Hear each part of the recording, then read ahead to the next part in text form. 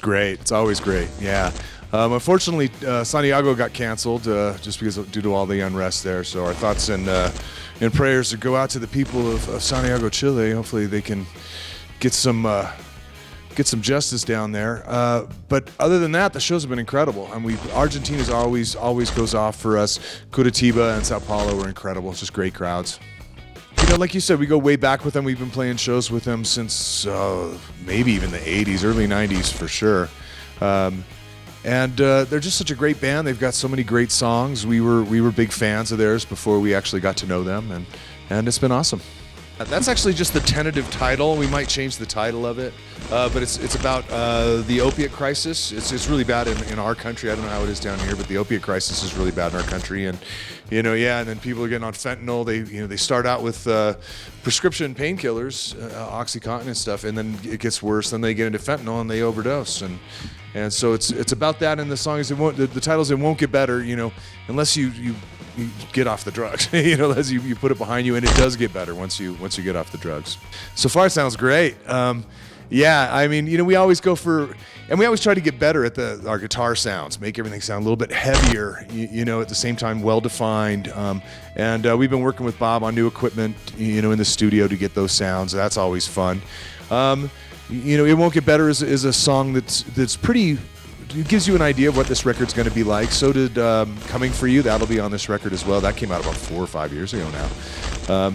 So we have plenty of songs like that. There's always going to be 1 or 2 songs that kind of come at you from left field, that different musical styles or sounds that we try to take what's good about The Offspring and apply them to those kind of songs and those sounds. We've got a couple of those for sure.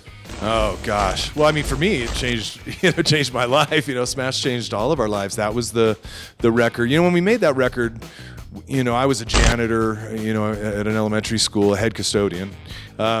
Dexter was working on his PhD. We all had jobs. We were all going to school, trying to figure out what we wanted to do. Smash was our 3rd full-length record, and we were hoping it would do well, but we had no idea it was going to make this our career, and let alone we would still be doing it 25 years later. So I mean, for us, it changed. I don't know what it did to change. Alternative music and as a whole. I'm too close to it to I have people come up to me and they'll say that they were inspired by that record, and that's always, like guys that are in bands now and say they were inspired by that record, and that's always flattering, but I think Smells Like Teen Spirit changed alternative music more than Smash did. I mean, as a band, we punk rock did become more mainstream, starting with 25 years ago with Dookie and Smash, really, and with Smells Like Teen Spirit. Even a couple years before that, punk rock has always been adding new life to what is mainstream music, and it continues to do that. I think you see bands coming up now. You see hip hop guys that are incorporating elements of punk rock, the attitude and style and stuff. So, I'm I don't know, man. I always loved punk rock, so I feel really comfortable as an individual going to punk rock clubs more than I would, like a pop show or something, But I like all kinds of different music now, so I'll go to any show. Oh, it's so fun. It's just so fun. When I take a song off Smash, Come Out and Play. We do that every night. And it still connects to the audience. It's one of the ones we do kind of at the beginning of the set. It still connects to the audience every night. One of the songs that's really easy, because it's really only like 3 or 4 chords, is Get a Job. But that's really fun every night. The crowd just loves it. They get up and start singing along and smiling, and there's no feeling in the world like that. When you're playing music and connecting to the audience, resonating with the audience, that's all the inspiration you need.